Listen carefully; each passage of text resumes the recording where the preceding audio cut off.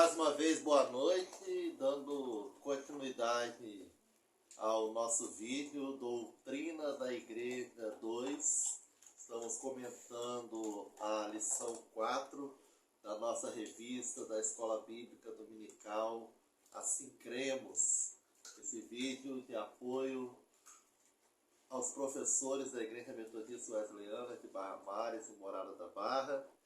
E nós vimos no vídeo anterior acerca do governo da igreja,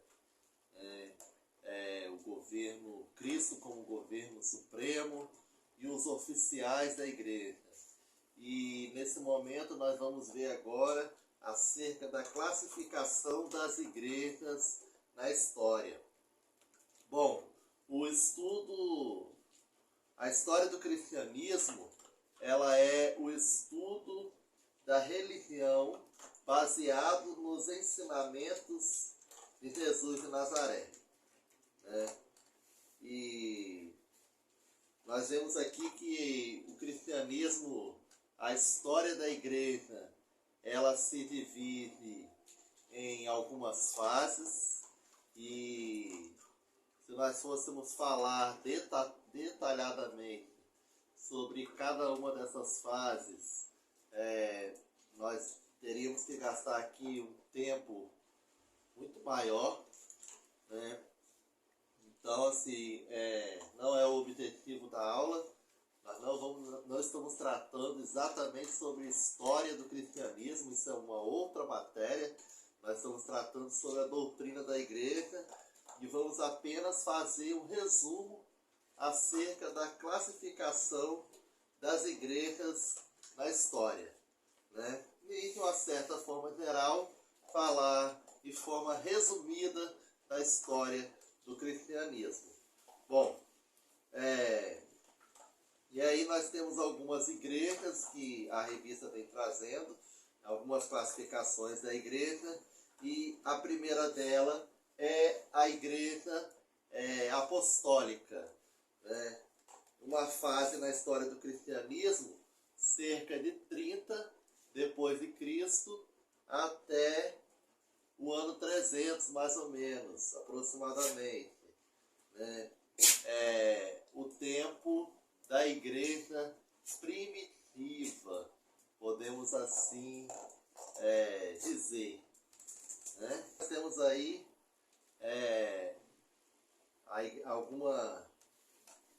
algumas fases da igreja, né? E a primeira fase é a fase da igreja apostólica, né? Essa fase ela vai do ano 30 até aproximadamente o ano 300 depois de Cristo.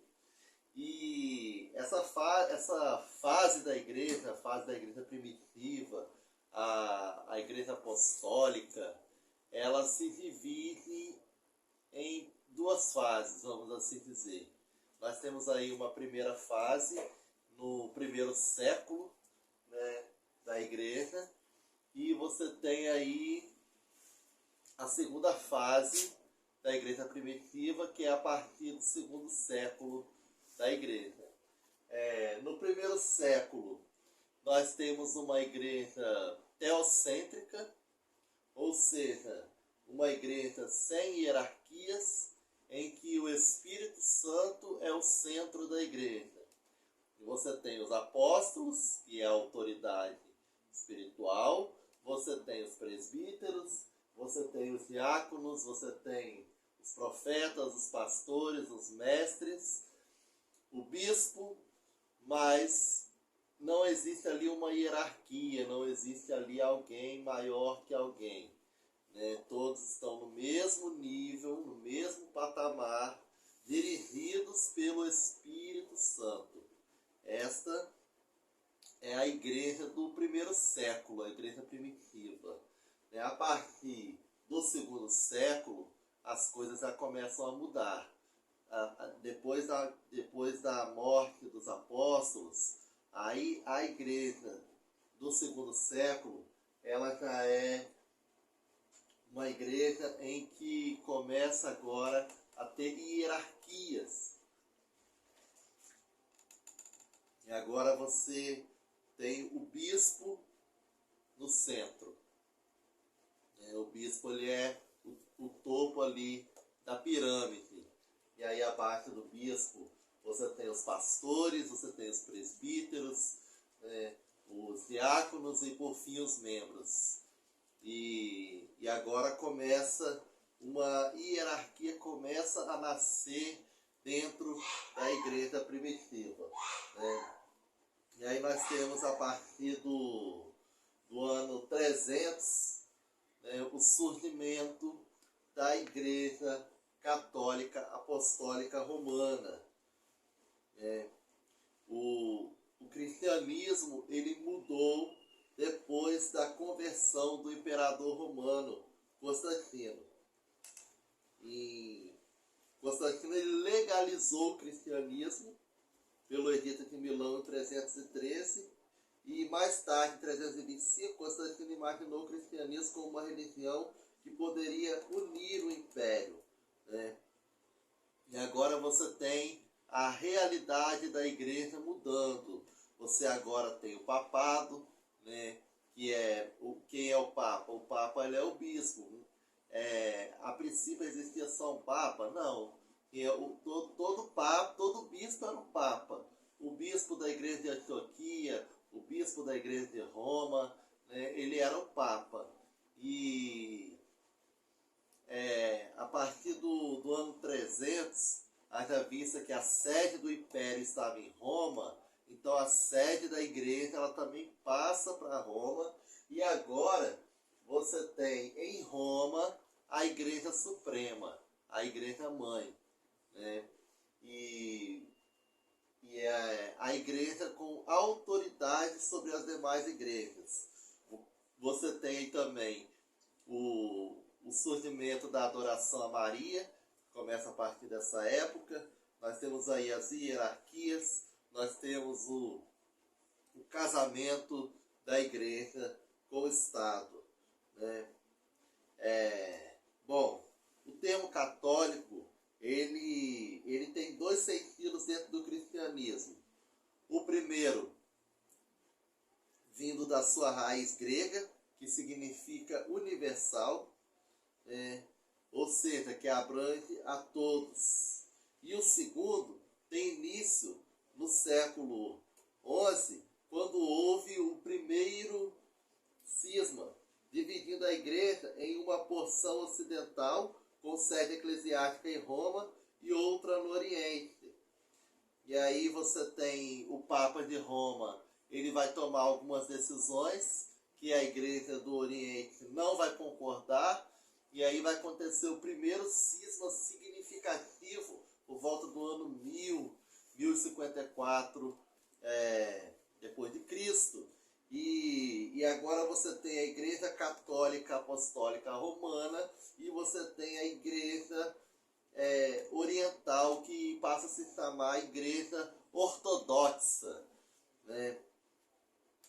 Por conta disso, podemos dizer que somos católicos quanto ao primeiro sentido, no sentido de sermos universal. E somos protestantes no sentido de sermos ortodoxos. Bom, e aí você tem, a partir de 1517, a igreja protestante, a chamadas igrejas reformadas. E aí, no início do século XVI, as igrejas protestantes seriam aquelas originadas da Reforma. E aí nós temos nesse período, nós temos aí o surgimento da igreja luterana, da presbiteriana, da metodista, da congregacional e da igreja batista. São as igrejas que nasceram durante a época da Reforma. Bom, de uma forma resumida, nós podemos dizer, para tentar essa questão acerca desse primeiro período da igreja, aqui vai aí do ano 30 até o ano 1500, que é a época da Reforma, né?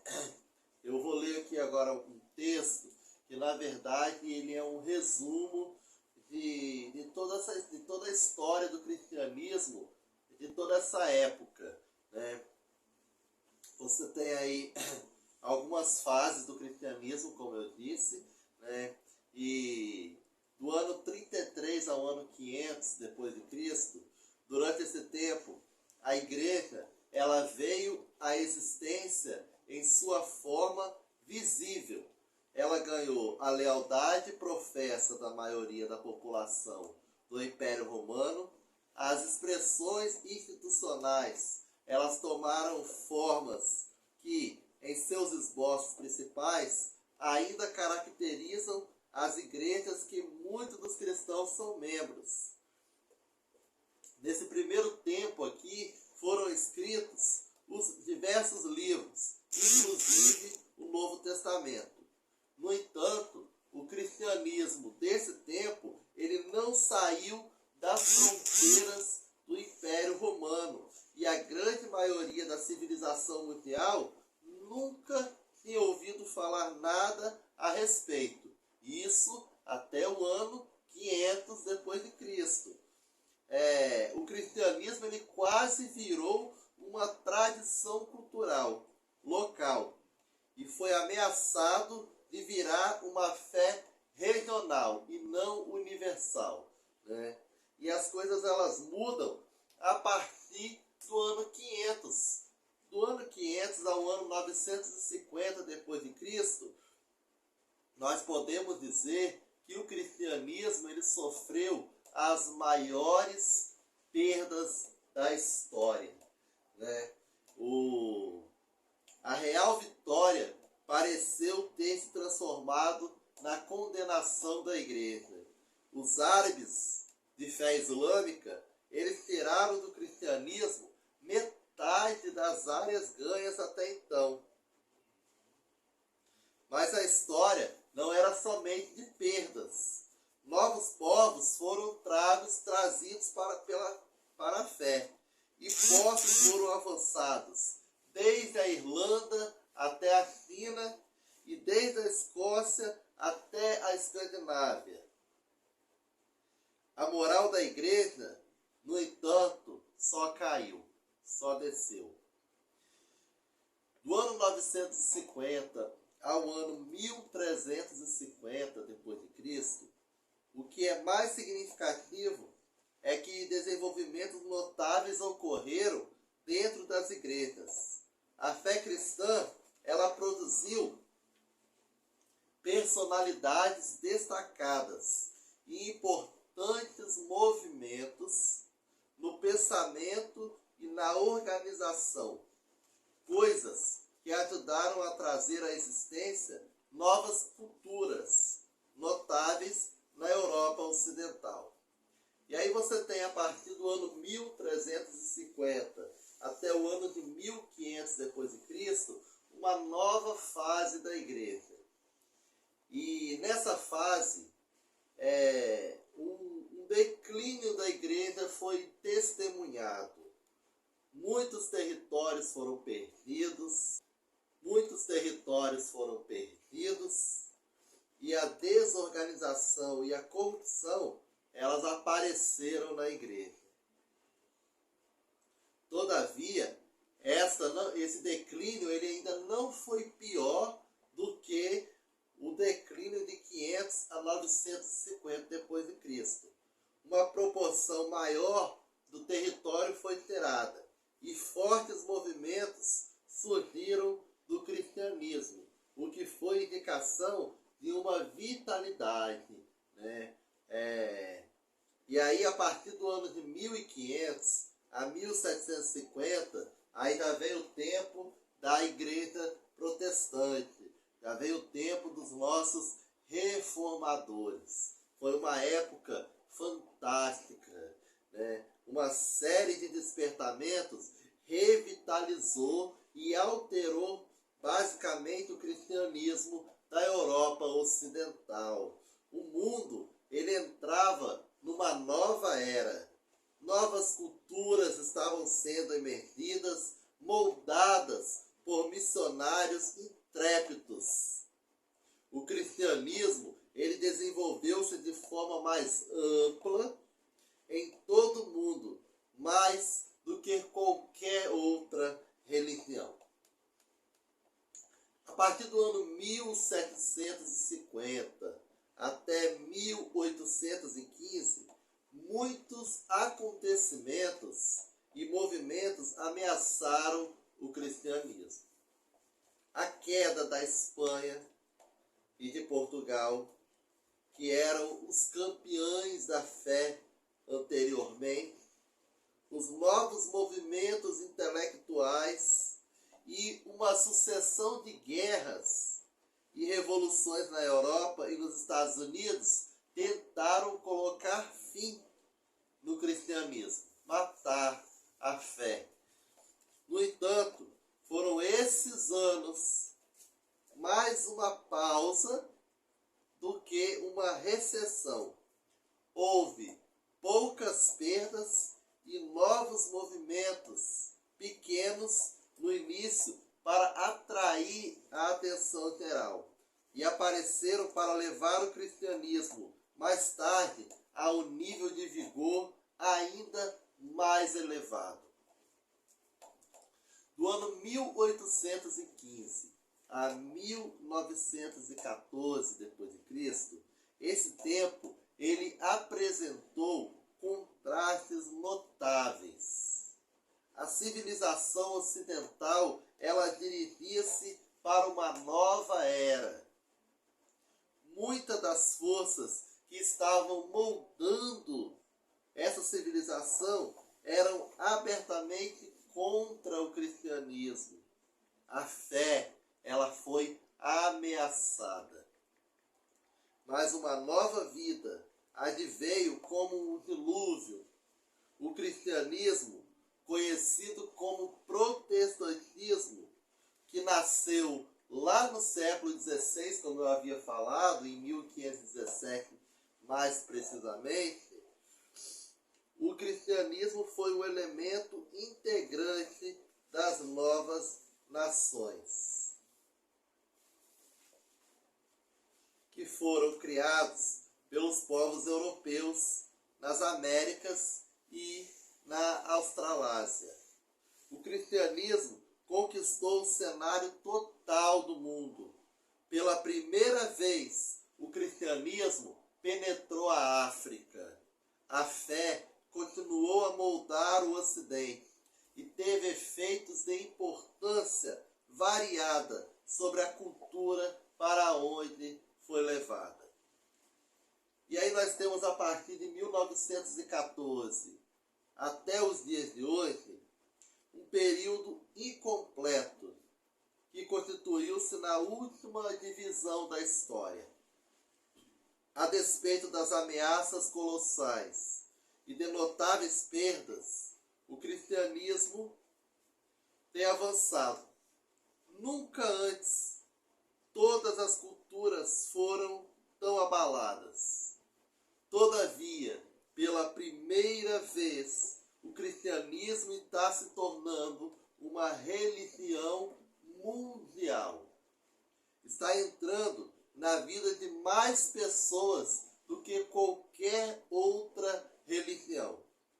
No novo estágio em que a raça humana está sendo levada, o cristianismo é mais poderoso do que qualquer outra fase da igreja.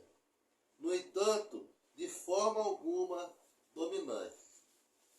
Bom, e aí, a partir de 1900, nós entramos aí na igreja pentecostal. O movimento começa aí, o movimento chamado movimento pentecostal da igreja, né? E aí nós temos a igreja pentecostal clássica. O pentecostalismo, ele surge a partir do ano 1900 e surge nos Estados Unidos, em movimentos com influência de batistas e metodistas, que aceitavam a manifestação do Espírito Santo como a capacidade de curar doentes, de fazer milagres e de falar em línguas. Bom, e o primeiro grupo de pentecostais conseguiu seus membros das igrejas Rollines Wesleyanas, que era um grupo de metodistas que, em muitos casos dos grupos renovados, onde eles começaram, um grupo de batistas, metodistas e presbiterianos renovados. E esse grupo, ele deu origem nos Estados Unidos, os batistas, eles deram origem ao Bethel Biblical College e os metodistas origem aos Rollines Wesleyanas, E em 1º de janeiro de 1901, os alunos desse colégio estavam estudando a obra do Espírito Santo. E uma das alunas, Agnes Osmas, pediu aos seus colegas que eles impusessem as mãos para que ela recebesse o Espírito. E aí ela falou em línguas. E mais tarde, outros estudantes também repetiram a mesma ação e também falaram em línguas. E aí, mais tarde, em 1905, abriu-se uma outra escola no Texas. E foi nessa escola que William Seymour, um aluno negro, ao receber o mesmo dom, tornou-se mais tarde o líder de uma missão no número 312 da Rua Azusa, em 1906. E a Rua Azusa foi praticamente o berço do pentecostalismo como nós conhecemos hoje no Brasil. A Rua Azusa, ela aconteceu num prédio o avivamento da Rua Azusa, os encontros da Rua Azusa, eles aconteceram num prédio da Igreja Metodista Episcopal. E durou 3 anos esse avivamento, de 1906 a 1909. Mas esse avivamento deu origem no Brasil, em 1910, à Igreja Congregação Cristã no Brasil, com o francês Louis de Francisco. E em 1911, a Igreja Assembleia de Deus, no Brasil, em Belém do Pará, com os missionários Daniel Berg e Gunnar Wingre. Bom, e aí nós vemos que essa foi a primeira onda do movimento pentecostal.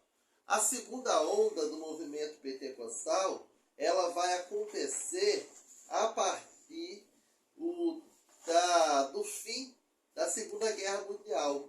Quando acaba a Segunda Guerra Mundial, então nós vemos ali o surgimento a partir de 1950 da segunda onda do pentecostalismo. Um dado interessante que eu gostaria de destacar com vocês: o IBGE, ele classifica o grupo de evangélicos sobre 2 nomes no Brasil: evangélicos de missão e evangélicos pentecostais. Os evangélicos pentecostais, em 2010, existiam mais de 100 denominações, com doutrinas diferentes, com linhas de teologia diferentes. Como eu disse, existiram 3 ondas do movimento pentecostal. A primeira onda foi o pentecostalismo clássico, e nessa primeira onda, em 1906, o pentecostalismo ele chegou a uma população de 16 milhões de pessoas. A segunda onda do pentecostalismo que começou a partir de 1950, após a Segunda Guerra Mundial. Em 1960 já se somavam 50 milhões de pessoas. E em 1975 esse número chegou a 96 milhões de pessoas. E aí nós temos a partir de 1970, 1980, a terceira onda do pentecostalismo, chamado neopentecostalismo. E essa terceira onda, na verdade, ela vai dar, depois dessa terceira onda, nós chegamos aí em 2000 com 562 milhões de pentecostais em todo o mundo. E hoje nós somos aproximadamente 800 milhões de pentecostais em todo o mundo, né? Bom, como eu disse, a Rua Azusa, ela pode-se dizer que foi a mãe do pentecostalismo mundial, né? E a segunda fase do pentecostalismo, a segunda onda, podemos assim dizer, nessa segunda onda, houve movimentos carismáticos, onde líderes que receberam o Espírito Santo começaram a pregar e a ensinar sobre o Espírito Santo, mas não saíram das suas igrejas. Nasce nesse tempo, nós temos aí, então, nessa segunda onda, a Igreja do Evangelho Quadrangular, nós temos aí a Deus é Amor, nós temos aí a própria Igreja Metodista Wesleyana, né? E são igrejas aí que nascem nessa segunda fase, né?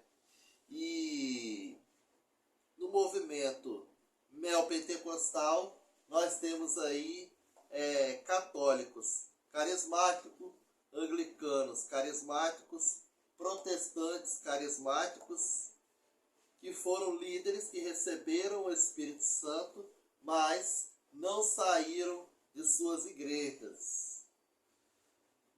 Bom, e qual é a diferença marcante entre os pentecostais de primeira e segunda onda e os neopentecostais? A diferença é que os pentecostais dão ênfase na cura divina, na revelação e em falar em línguas estranhas. E os neopentecostais, eles dão ênfase à doutrina da prosperidade, né? Bom, como eu disse, na segunda onda do movimento pentecostal, nasceu a Igreja do Evangelho Quadrangular, nasceu o Brasil para Cristo, nasceu a Deus é Amor, nasceu a Wesleyana, todas elas com ênfase na cura divina. E aí você tem a terceira onda, que é a onda do movimento pentecostal, e nessa terceira onda nascem igrejas como a Universal do Reino de Deus, a Mundial, a Internacional da Graça, a Renascer, todas elas com ênfase na teologia da prosperidade. Bom, para encerrar, nós chegamos à conclusão de que a igreja ela é uma fraternidade ou comunhão espiritual na qual foram abolidas todas as divisões que separam a humanidade. Não há grego e nem judeu. A mais profunda de todas as divisões baseadas na história religiosa é vencida. Não há grego e nem bárbaro, porque a mais profunda de todas as divisões culturais foram vencidas. Não há servo ou livre, porque a mais profunda de todas as divisões sociais e econômicas foram vencidas. Não há macho e nem fêmea, porque a mais profunda de todas as divisões da raça humana são vencidas. e nela se forma um novo homem. E como todo grupo social, a igreja, ela possui uma liderança. E elas não devem se colocar no patamar de superioridade sobre as pessoas, mas são escolhidas pelo Espírito Santo para liderar o rebanho. A igreja de Cristo, ela possui uma liderança que, embasada nos conceitos da palavra de Deus, elas norteiam os princípios e a direção a ser tomado na história. Ficamos por aqui. Deus os abençoe.